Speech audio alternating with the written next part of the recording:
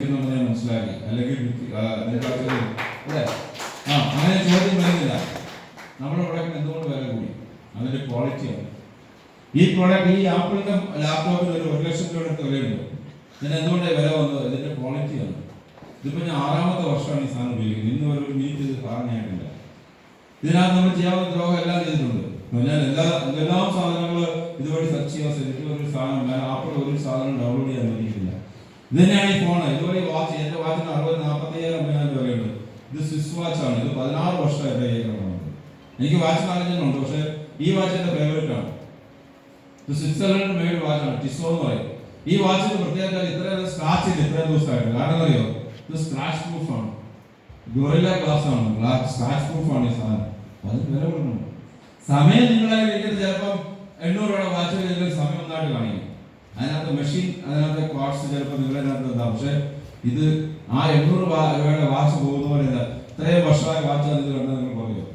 ഞാൻ കൂടുതൽ സമയം ഉപയോഗിക്കുക യാത്ര ചെയ്യുമ്പോൾ ഒക്കെ വേണം. ഇതിന്റെ റെഫ്യൂസ് ഞാൻ ഇന്ന് ഉപയോഗിക്കുന്ന വാച്ചില്ല. കാരണം ഇതിന് ആ ക്വാളിറ്റി ഉണ്ട്, അതേസമയം കയ്യിൽ വാച്ച് കെട്ടി തോന്നും.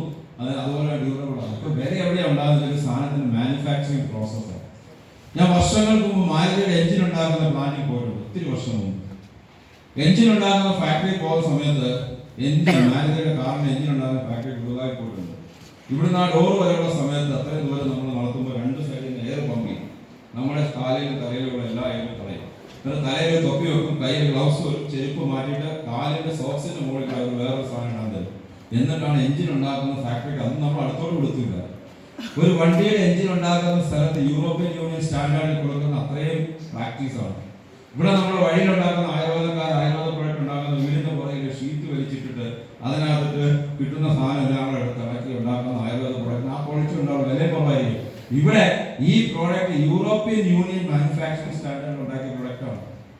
അതിനാണ് ആയുഷ് പ്രീമിയം സർട്ടിഫിക്കേഷൻ കിട്ടുന്നത്. അതുകൊണ്ടാണ് ഈ എഫക്റ്റ് കിട്ടുന്നത്. ഈ പ്രൊഡക്റ്റിനകത്ത് സ്റ്റിറോയിഡ് ഉണ്ടോയെന്ന് ഞാൻ വിചാരിച്ചാണ്. കാരണം ഇത് പെട്ടെന്ന് റിസൾട്ട് 4.5 വർഷമായിട്ട് ലത കാലിന് പ്രശ്നമായിട്ട് നമുക്ക് 3 ആഴ്ച കൊണ്ട് റിസൾട്ട് ഉണ്ടായി. ഞാൻ പേടിച്ചു ഇതിനകത്ത് എന്തോ കുഴപ്പമുണ്ട്.